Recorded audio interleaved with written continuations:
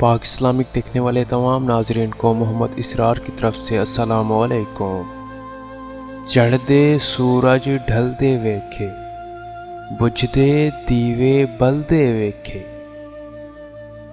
हीरे दा कोई मुल न तारे, खोटे सिक्के चलदे वेखे, जिन्हां दा ना जग ते कोई, ओ भी पुत्तर पलदे वेखे।